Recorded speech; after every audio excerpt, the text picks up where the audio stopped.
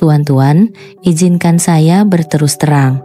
Selepas umur 60 tahun, kebanyakan lelaki percaya prostat mereka membesar hanya disebabkan oleh faktor usia.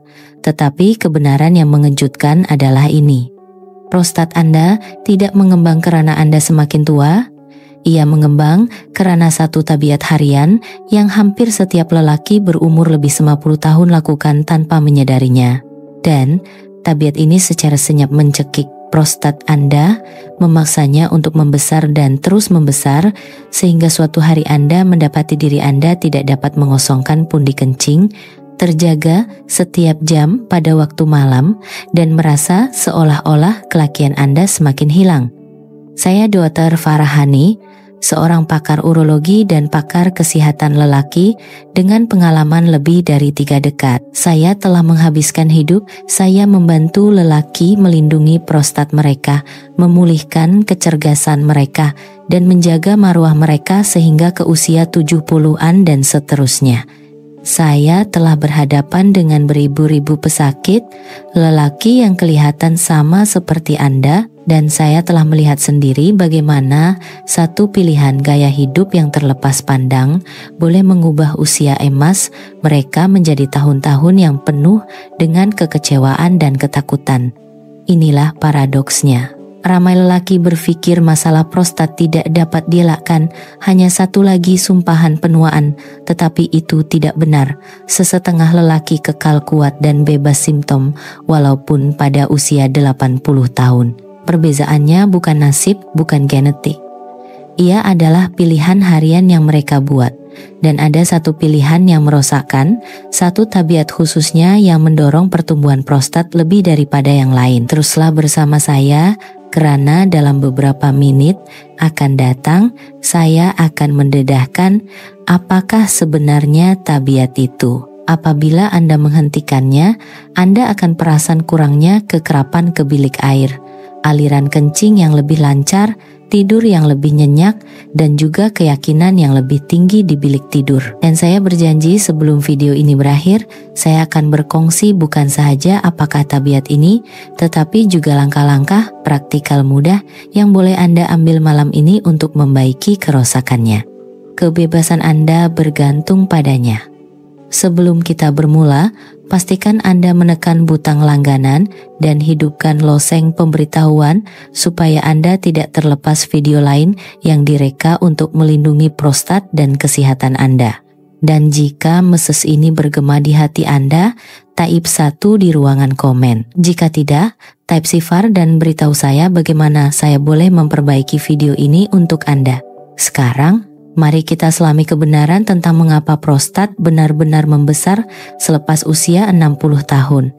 Ia bukan semata-mata usia atau genetik yang tidak baik. Terdapat satu mekanisme tersembunyi yang sedang bekerja secara senyap mendorong pembesaran ini. Dan apabila Anda memahaminya, Anda akan melihat mengapa begitu ramai lelaki menderita tanpa sebab. 1. Mengapa prostat membesar selepas usia 60 tahun? Mekanisme tersembunyi. Apabila saya berhadapan dengan pesakit lelaki di klinik saya sering mendengar kata-kata yang sama. Dokter, saya rasa ini cuma faktor usia. Mereka mengatakannya dengan sejenis kepasrahan, seolah-olah masalah yang mereka alami tidak dapat dielakkan. Dan saya paham mengapa mereka berasa begitu. Lagipun, statistiknya amat mengejutkan. Menjelang usia 60-an, majoriti lelaki akan mengalami beberapa bentuk pembesaran prostat. 1. Tetapi izinkan saya memberitahu Anda sesuatu yang saya kongsikan dengan pesakit saya. Ia bukan hanya usia. Badan Anda tidak mengkhianati Anda secara tiba-tiba. Hakikatnya, prostat membesar karena satu set isyarat dan tekanan yang sangat spesifik. Dan isyarat-isyarat itu sangat dipengaruhi oleh pilihan yang Anda buat setiap hari. Inilah cara ia sebenarnya berfungsi. Prostat adalah kelenjar yang sangat sensitif. Ia bertindak balas serta-merta terhadap hormon, terutamanya keseimbangan yang halus antara testosteron dan estrogen.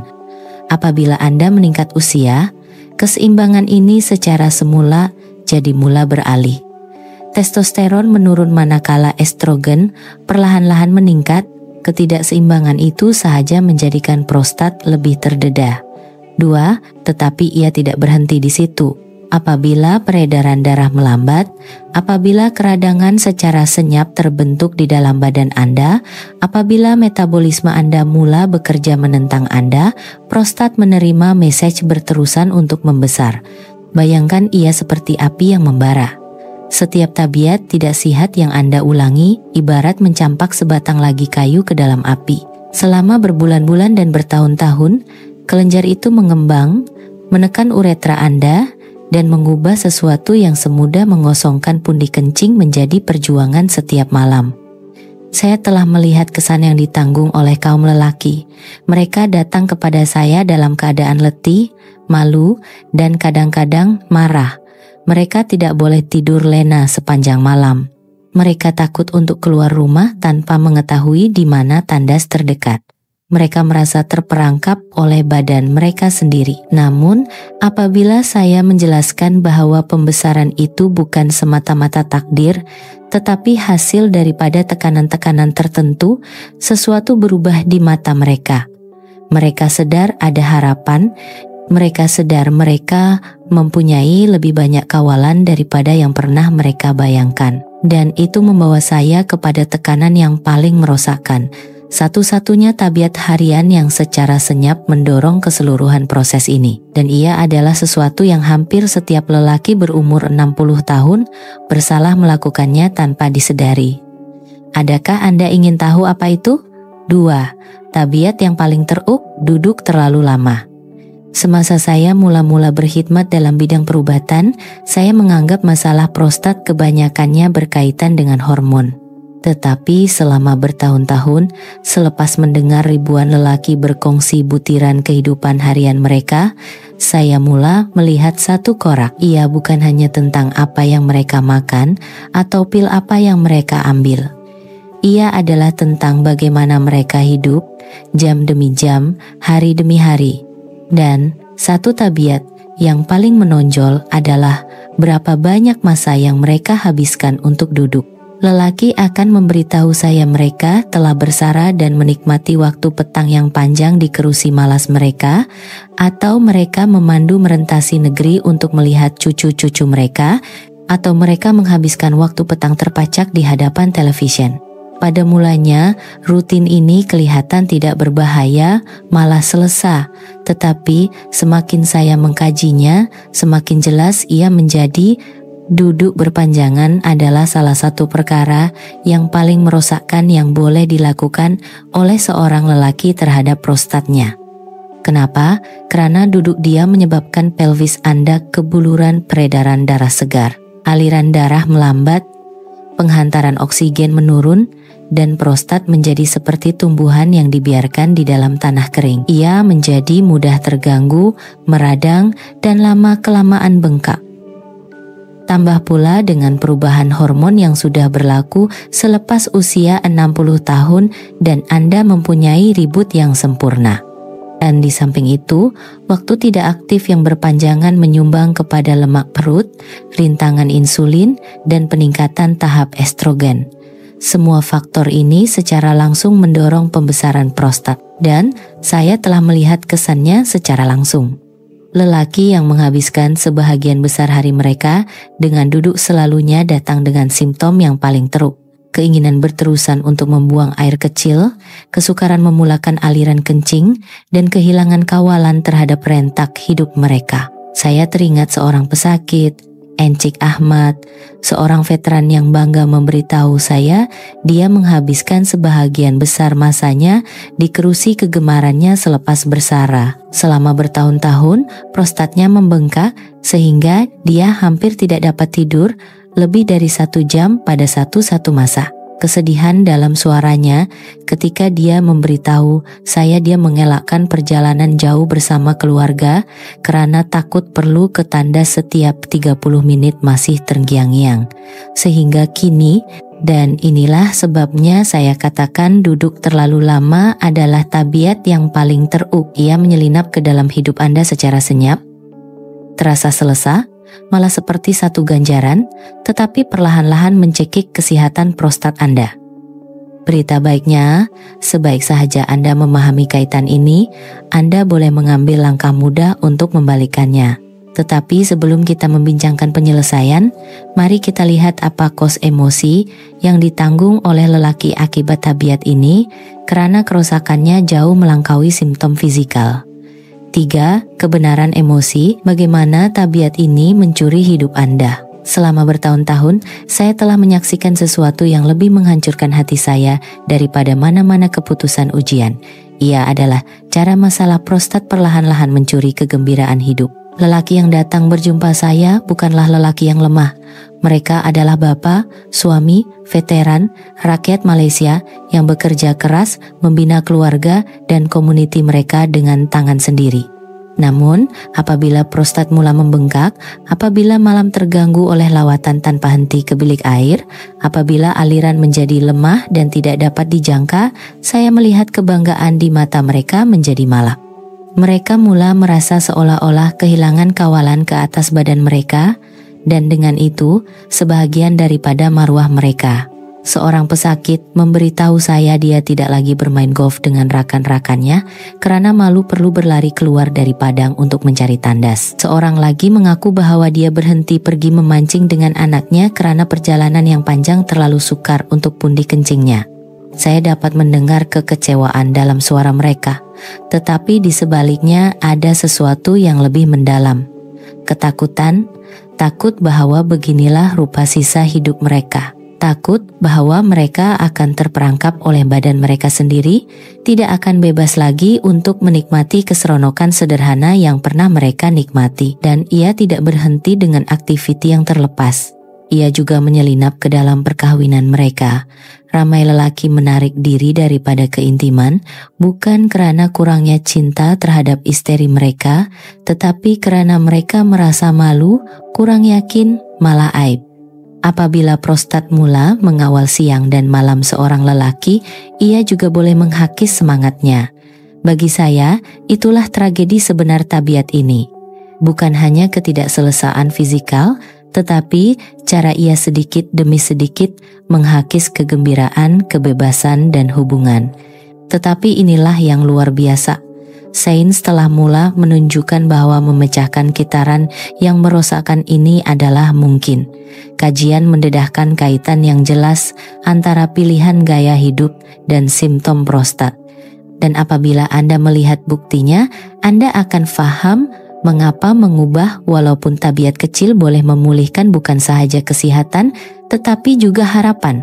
Jadi, mari kita beralih kepada sains dan mendedahkan bukti yang mengesahkan apa yang telah saya lihat pada pesakit saya sendiri selama berdekat-dekat. 4. Sains menyokong ini. Apabila saya bercakap tentang bahaya duduk terlalu lama, saya tahu sesetengah lelaki mungkin pikir saya melebih-lebihkan, tetapi saya tidak akan sekali-kali meminta Anda untuk mempercayai kata-kata saya sahaja. Sains telah bersuara dengan jelas dan buktinya tidak dapat dinafikan. Di Harvard, penyelidik mengikuti beribu-ribu lelaki dan mendapati bahwa mereka yang menghabiskan lebih daripada 6 jam sehari duduk jauh lebih berkemungkinan untuk mengalami hiperplasia prostat benigna, istilah perubatan untuk prostat yang membesar.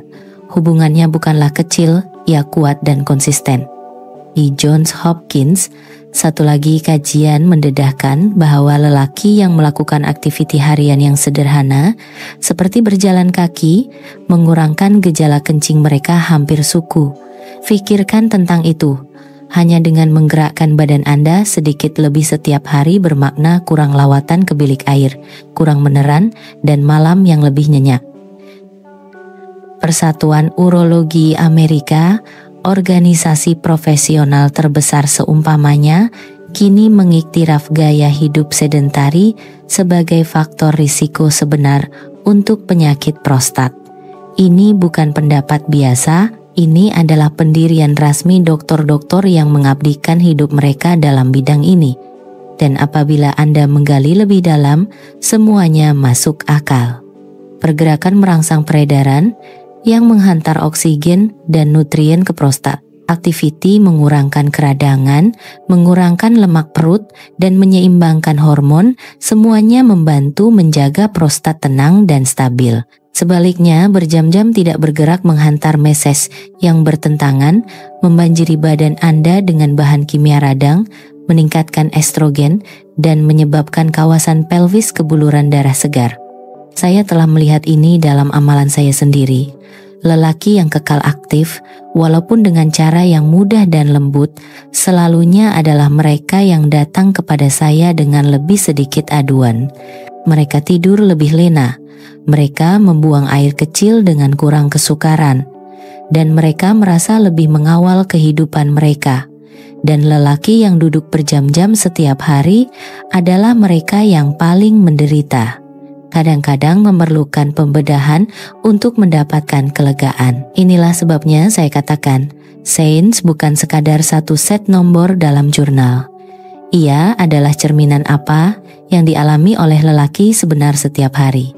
Dan sebaik sahaja Anda mengetahui kebenarannya, soalan semula jadi menjadi, apa yang boleh Anda lakukan mengenainya sekarang? Itulah yang akan kita bongkar seterusnya, karena langkah-langkah untuk melindungi prostat Anda lebih mudah daripada yang Anda pikirkan. 5. Bagaimana untuk menghentikan tabiat ini hari ini? Apabila saya memberitahu pesakit saya bahwa duduk adalah tabiat terburuk untuk prostat mereka, perkara pertama yang mereka tanya ialah, "Dokter, apa yang boleh saya lakukan mengenainya?" Dan jawabannya tidak rumit. Anda tidak perlu berlari maraton atau membeli keahlian gym yang mahal. Apa yang paling diperlukan oleh prostat Anda ialah pergerakan, mudah dan konsisten. Mulakan dengan memecahkan rutin duduk Anda. Tetapkan peringatan untuk berdiri setiap 30 menit. Walaupun apa yang Anda lakukan hanyalah berjalan ke seberang bilik, meregangkan kaki Anda, atau berjalan-jalan selama semenit, Anda telah pun memberi kebaikan kepada prostat Anda. Tindakan kecil itu menyegarkan aliran darah dan melegakan tekanan yang terbentuk apabila Anda duduk terlalu lama. Satu lagi perubahan mudah ialah berjalan kaki setiap hari. Saya mengesyorkan 20 hingga 30 menit berjalan pantas, jenis yang membuat jantung Anda berdegup perlahan, tetapi tidak membuat Anda letih.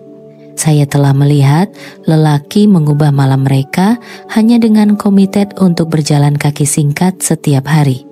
Seorang pesakit, seorang guru bersara, memberitahu saya dia berubah daripada bangun 5 kali semalam kepada hanya sekali, dan dia tidak mengkreditkan apa-apa selain daripada berjalan-jalan petang. Anda juga boleh menambah pergerakan ringan pada siang hari, seperti angkat betis berdiri, regangan pinggul, atau mencangkung perlahan sambil memegang kerusi untuk keseimbangan. Ini bukanlah senaman dalam arti kata tradisional, tetapi ia mengaktifkan otot pelvis dan menggalakkan peredaran darah di tempat yang paling penting. Dan jangan lupakan waktu petang. Terlalu ramai lelaki duduk di kerusi, malas mereka selepas makan malam, dan tinggal di situ sehingga waktu tidur. Pecahkan kitaran itu, berdiri semasa iklan, berjalan-jalan di sekitar rumah, atau bahkan meregang badan semasa Anda menonton perlawanan. Langkah-langkah kecil seperti ini akan menjadi perlindungan yang kuat, dan sudah tentu gandingkan pergerakan dengan penghidratan dan pilihan makanan yang lebih sehat. Badan yang bergerak membuang toksin dengan lebih berkesan, dan apabila Anda menyokongnya dengan air dan makanan anti radang, hasilnya akan berganda. Keindahan penyelesaian ini ialah ia berada dalam jangkauan Anda hari ini. Tetapi apa yang benar-benar memberi inspirasi kepada lelaki untuk membuat perubahan bukan sahaja apa yang mereka boleh lakukan, tetapi apa yang akan mereka rasai sebaik sahaja mereka bermula. Dan itulah yang akan kita bincangkan seterusnya. Peningkatan luar biasa yang berlaku apabila Anda akhirnya bebas dari kerusi. Ina, apa yang berlaku apabila Anda berhenti duduk terlalu lama?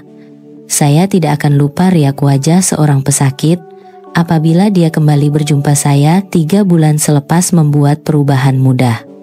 Dia adalah salah seorang lelaki yang terikat pada kerusi malasnya, bangun 6 atau 7 kali setiap malam, yakin bahwa pembedahan adalah satu-satunya pilihan. Tetapi apabila dia komited untuk berdiri setiap setengah jam, menambah berjalan kaki setiap hari, dan bergerak lebih banyak pada waktu petang, ceritanya mulai berubah. Dia duduk di hadapan saya dan berkata, "Dokter, akhirnya saya dapat tidur sepanjang malam." Saat itu mengingatkan saya bahwa badan sentiasa bersedia untuk sembuh apabila kita memberinya peluang.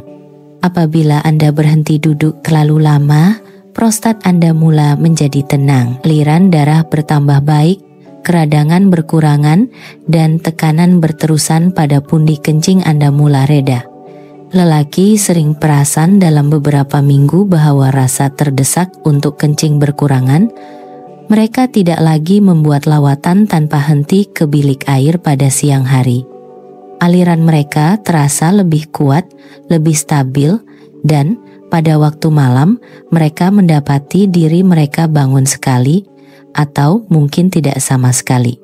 Satu anugerah yang memulihkan tenaga dan mood mereka. Tetapi faedahnya tidak berhenti dengan pembuangan air kecil. Ramai lelaki melaporkan merasa lebih yakin di bilik tidur karena peredaran di pelvis bertambah baik secara keseluruhan. Ereksi lebih tegang, stamina lebih baik, dan keyakinan diri yang mereka pikir telah hilang mulai kembali. Dan di sebalik fisikal, ada kebebasan emosi. Bayangkan melangkong tanpa rasa takut untuk mencari tanda seterusnya, bermain golf 18 lubang penuh dengan rekan-rekan Anda, atau duduk menonton perlawanan baseball cucu Anda tanpa risau. Detik-detik ini penting dan ia kembali apabila Anda mengambil alih kawalan daripada kerusi. Transformasi ini bukanlah satu keajaiban. Ia adalah hasil semula jadi daripada menghormati cara badan Anda berfungsi. Prostat Anda bukan musuh Anda. Ia telah memberi isyarat meminta bantuan selama ini. Apabila Anda mendengar dan bertindak balas dengan pergerakan, ia berterima kasih kepada Anda, dan ini membawa kita kepada kebenaran terakhir dan mungkin yang paling penting. Karena walaupun bebas dari kerusi mengubah segalanya, persoalan sebenarnya ialah sama ada Anda akan mengambil alih kawalan hari ini atau menunggu sehingga masalah memaksa tangan Anda tuju. Mesej terakhir, ambil alih kawalan hari ini. Tuan-tuan, jika ada satu perkara yang saya harap Anda ambil daripada masa kita bersama, ia adalah masa depan Anda tidak tertulis di atas batu. Terlalu ramai lelaki dalam lingkungan umur 60-an dan 70-an menganggap mereka tidak mempunyai pilihan selain hidup dengan prostat yang membesar, dengan malam yang resah, aliran yang lemah, dan lawatan ke bilik air yang berterusan. Tetapi kebenaran yang telah saya lihat berulang kali ialah perubahan kecil yang disengajakan boleh mengubah sepenuhnya perjalanan kesehatan Anda. Tabiat terburuk, berjam-jam Anda habiskan dengan duduk, tidak perlu menguasai Anda. Anda boleh bebas daripadanya bermula sekarang. Saya telah melihat lelaki yang berasa putus asa menemui rasa kawalan yang baru sebaik sahaja mereka memahami kuasa pergerakan. Seorang anggota bomba bersara memberitahu saya bahwa dia tidak pernah terfikir bahwa berdiri setiap 30 menit boleh memberi kesan. Tetapi dalam beberapa minggu, dia perasan dia tidak lagi kerap bangun pada waktu malam. Beberapa bulan kemudian, dia kembali ke padang golf bermain 18 lubang tanpa risau. Kata-katanya ringkas tetapi penuh makna. "Dokter, saya rasa seperti saya dapat hidup, saya kembali, transformasi."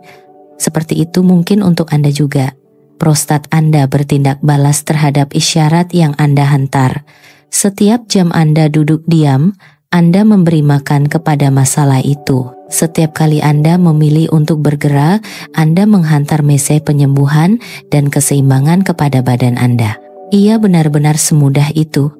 Dan apabila Anda mulai melihat perubahan, kurang gangguan pada waktu malam, aliran yang lebih kuat, lebih keyakinan, Anda akan sadar bahwa Anda tidak berdaya. Anda yang mengawal.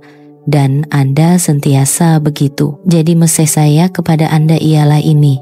Jangan tunggu sehingga masalah memaksa Anda masuk ke bilik bedah atau meninggalkan Anda terikat dengan ubat-ubatan. Pilih hari ini untuk berdiri, untuk berjalan, untuk hidup secara berbeza. Lindungi prostat Anda, lindungi kebebasan Anda, lindungi tahun-tahun di hadapan Anda. Saya Doar Farahani dan saya boleh berjanji kepada Anda.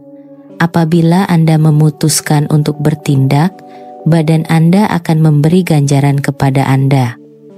Ambil alih kawalan hari ini karena tahun-tahun terbaik Anda masih menanti.